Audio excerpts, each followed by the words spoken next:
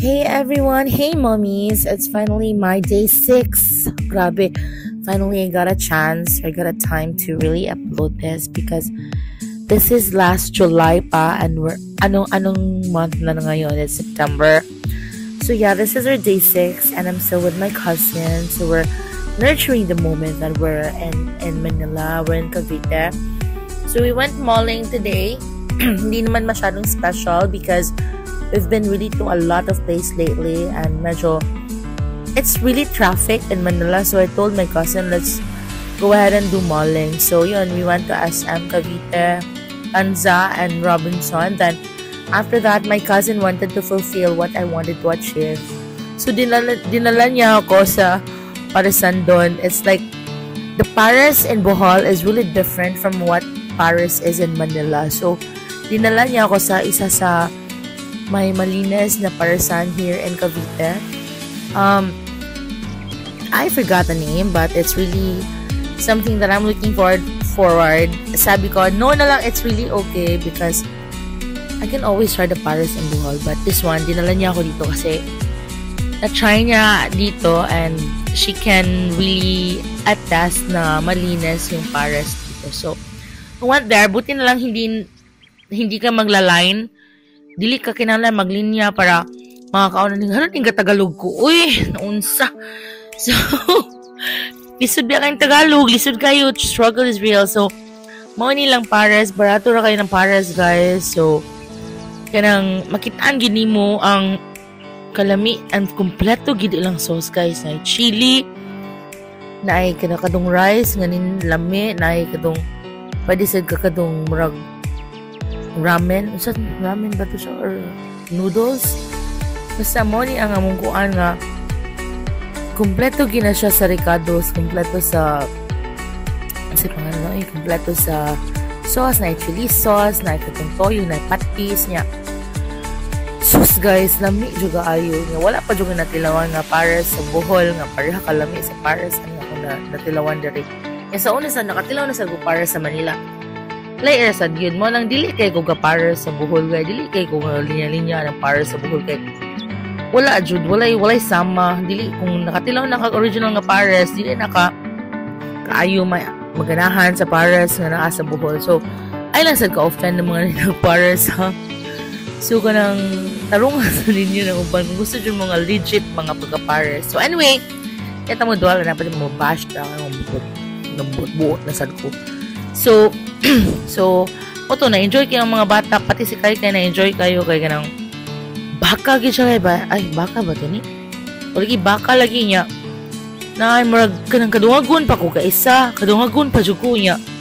Ikog naman ko guys, kay ako rin dugang-dugang yang uban kay sa isa ra lang mga pangaon dira. So kunya ako sang bana sig remind ako nga ang baboy ang baka makasamot sa gout, so kinahanglan jud nang maghihina sila mga ipangaon kay daghan kay mga kanang kuan diha, health conscious diha sa mga palibot. Tapos mao na siya pwede na akong kaon hurot biasa na ako guys, no.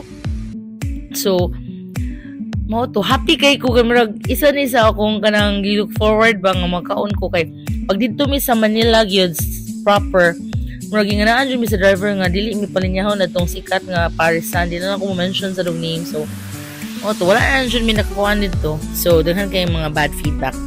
So, mga to direct karon nga, balik na sa mall, kay namay murag giganahan silang kay and then, ang duhasad ka maguwang, ni palit sad sila. So, ila daw mga exercise. Ang buta karon kung nagamit pa exercise na murag magwala man jud.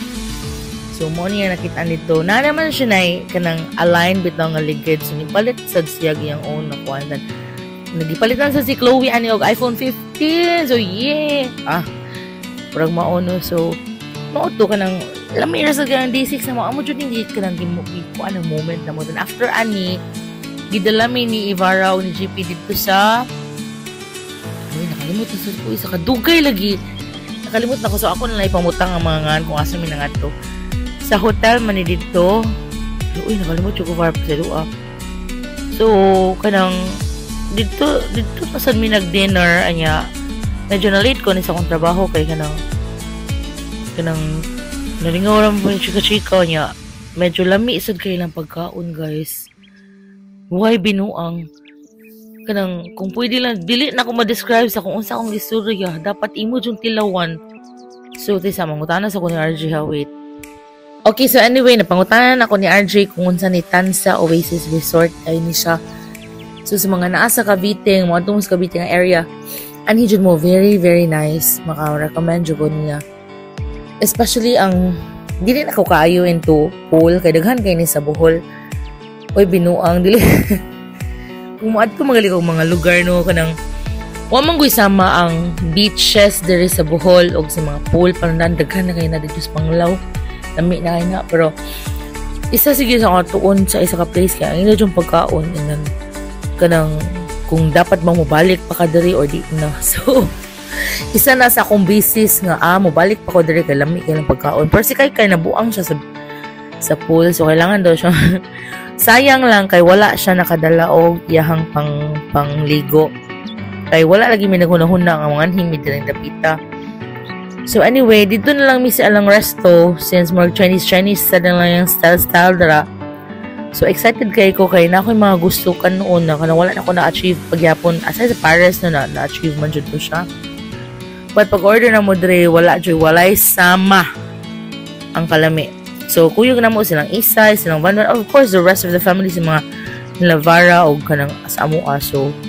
Murag, pa-party-party, char, pa-despedida, kay manguli na yung pagkaumali, guys. So, kaon-kaon lang sa dadari, diba? So, unlike sa mga nahitabo na mo sa Binondong, murag nas-kami dito ng dapita, dari, murag, yung dyo mo kaon, dyo ko kayo, dari. So, there you go, daghan kitang pagkaon, daghan siya pagkaon, dari. And then, murag, sa kani among nabayaran, murag, worth it na dyan kayo sa kadaghan niya. Nakapod na siya. So, dili ka mag-regret kung naak ka, muanhi ka, and then mukaon ka, daling napita. So, nakaingon ko ni Vara, mo balik tani next time, Var, na mga unta diri ha. Yan ako. Kay baon ako sa akong orderon, kay baon ako sa akong taghanon nag-order. Kay mao dito siyang lami. O, diba?